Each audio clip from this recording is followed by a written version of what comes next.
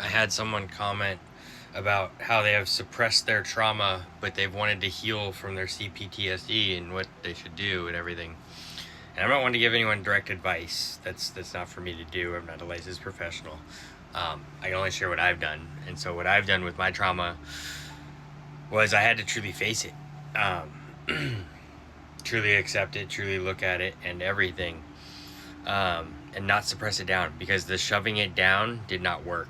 And then I would self-medicate with alcohol and all that. So suppressing the trauma was not the way to handle things. It really wasn't. All that suppression of everything that I've experienced throughout my life, really, it didn't.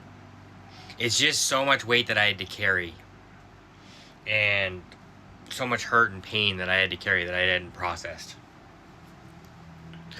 And so I had to actually feel and experience the emotions and everything from those moments, those experiences, those traumatic experiences. And or traumatic holes. I mean, the layers that I went into to see how I showed up and how others showed up in so many instances throughout my life, so many traumatic experiences. I had to authentically be willing to look with no bias.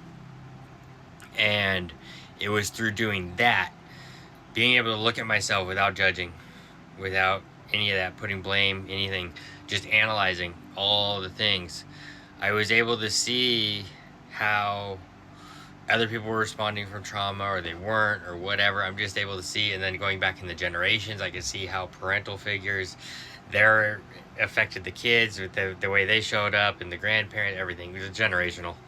I just sat and I looked at it with just an unbiased opinion. I just wanted to analyze the facts of everything and how I showed up, how others showed up, and how it just stemmed through. So rather than suppressing what had been done to me, I had to actually look at it.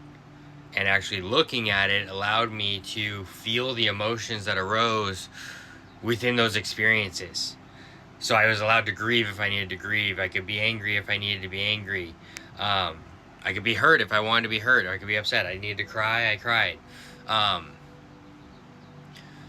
it was processing through all of those to discover who I am, and then no longer suppressing the trauma allowed me to release the weight of it, and allowed me to embrace my true self and showing up authentically. So really healing through the CPTSD really took a deep analysis of where I have been, and then how I choose to go moving onward.